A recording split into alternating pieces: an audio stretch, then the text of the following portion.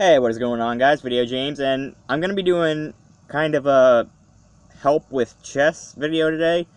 I'm basically going to be saying how all the pieces move, what pieces are what pieces, and how you set up your board. So, I'm going to start off with what pieces are what and how they move. And I'm going to start with these little dudes, who look like buoys. These are pawns, and pawns can only move two ways, and one of them they can only make on their first move.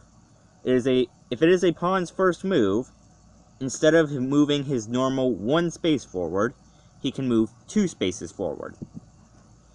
And pawns can only capture diagonally. So, say I have a pawn right here, and a knight right here. I'm holding them diagonal, since you guys can't really tell. Since the pawn is diagonal from the knight, he can capture it. So that's how pawns work. The next guy I'm going to be talking about is the rook, the one that looks like a castle. And there's a few ways he can move. He can move front as many ways as front as many spaces as he wants, as long as it's in a straight line. Back as many as he wants, as long as it's in a straight line. Or side to side, as long as it's in a straight line. He can't go diagonal in a straight line, but he can move as many spaces as he wants, but it can only be front, back, or side to side. And he can only move one direction at a time. He can't go right then left. The next guy is the knight. Now, the knight is special because he is the only piece that can move over one of your own pieces. He is the only piece that can actually, as the word is used, jump over another piece. So say you have a rook in a path of a knight, the knight can jump over him. And jumping over a piece with your knight does not count as capturing it. Now, knights can move in an L, which is 2 spaces and then 1 space, or 1 space and then 2 spaces in any direction. But he has to move 1 or 2, or 1 and 2, or 2 and 1. He can't move 1, 1, 1, and he can't move 1, 1, 1. He can only move in an L. So, say I had 2 spaces in front of him and 1 to the right, that's how I would move him. And this glass chest set's kind of hard to get all the pieces out because the box is made of styrofoam. The next piece is the bishop, little guy who kind of looks like a pointy stick. And the way he moves is he can move diagonally in any direction, in one direction, but he can only go in a straight line as many as he wants in diagonals. So, say I had one bishop on one corner of the board. If he had no pieces in his way, he could go clear to the other side of the board in a straight line. But he can only go in a straight line, and he can only go diagonal. But he can move as many spaces as he wants to. Now, the queen, in my opinion, is kind of OP, because she is just the best mover of all. She can move as many spaces as she wants, but it has to be in a straight line. She can move any direction, any amount of spaces she wants, but it has to be straight line. So, say I had her and there was a knight on a white, but she was on a black, she couldn't move to the knight. She would have to go in a straight line next to the knight and then get him. And then, one thing about the pawns is if you get them to your opponent's side of the board and they aren't captured, they actually become a queen. And the last piece I need to talk about is the king. And he is a piece that has very restricted movement. He can only move 1 space in any direction, and he can't move more than that at any point in the game unless he castles. Now, when you castle with the king, he can move 2 spaces instead of 1.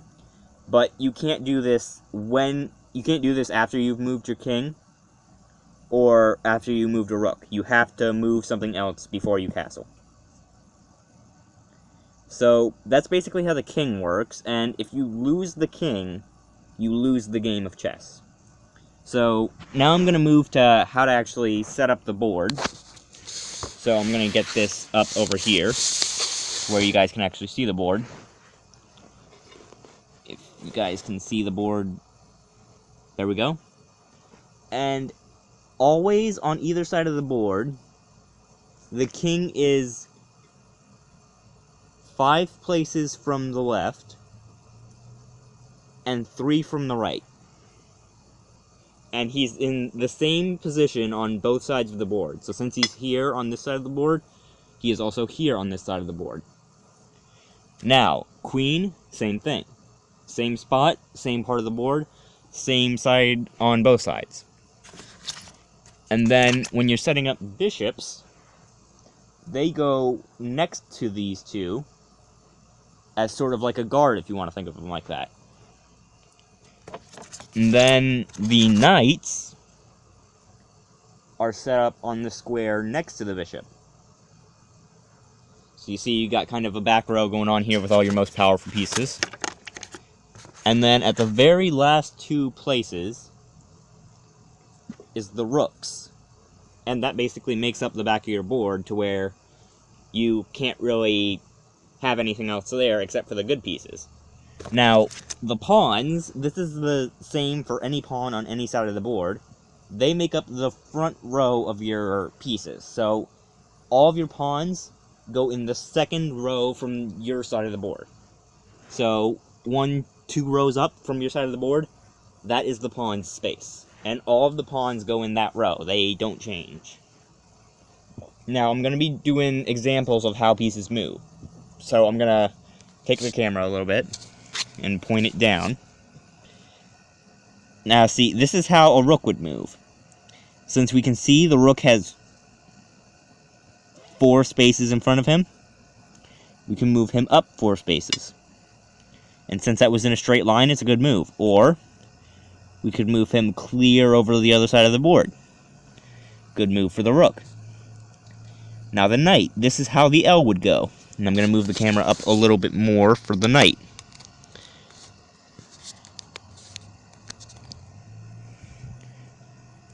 As you can see, kind of, there's 2 spaces in front of the knight and 1 to the left of him. So you move him up the 2 and then over the 1. Now, if the rook was in this space, however, the knight could still go there because the knight can actually jump over the rook. Now, this is going to be an example of bishops. Bishops move in the diagonals like that one just did. And sorry, I'm holding the camera a little bad. Queens, same as the bishop. Straight line any way they want. And for the king, I would have to move my queen in order to get him to castle, but if I move a piece before I move the king, and the piece I moved was not a rook, I can move the king 2 spaces, but other than that, he always has to move 1 space. So that's basically how chess works and how all the pieces go. And I tried to explain it as best I could, because I know a lot of people out there have trouble playing chess and finding out where the pieces go, so I made this video as kind of a help for you guys. So if you guys liked it, leave a like or comment down below, and I will see you guys later.